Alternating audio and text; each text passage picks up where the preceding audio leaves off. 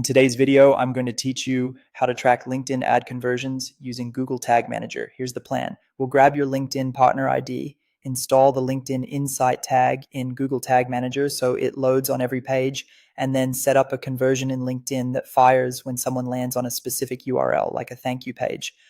By the end, your LinkedIn campaigns will attribute conversions accurately. Start in LinkedIn Campaign Manager for your ad account.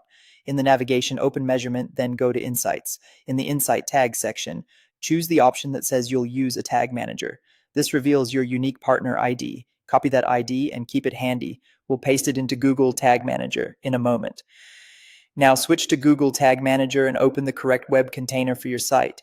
Go to Tags, click New, and then choose Tag Configuration. Select the option to discover more tag types in the Community Template Gallery. In the gallery, search for LinkedIn Insight Tag 2.0, add the template, and select it to configure your tag.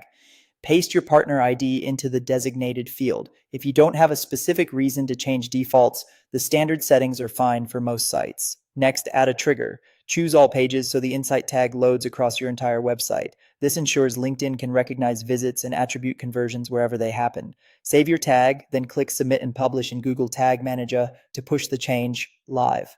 Publishing is essential. If you only save the draft, the tag won't run on your site. With the base tag live, return to LinkedIn Campaign Manager, open Conversion Tracking, and create a new conversion. When asked for the source, select Insight tag. Define the conversion by entering the exact URL that signals success, such as a thank you or confirmation page after a form submission or checkout. You can choose whether the rule should match equals for a precise URL or contains for a broader pattern. Add any value or window settings you need, then save. No additional setup in Google Tag Manager is required beyond the base Insight tag you just installed on all pages.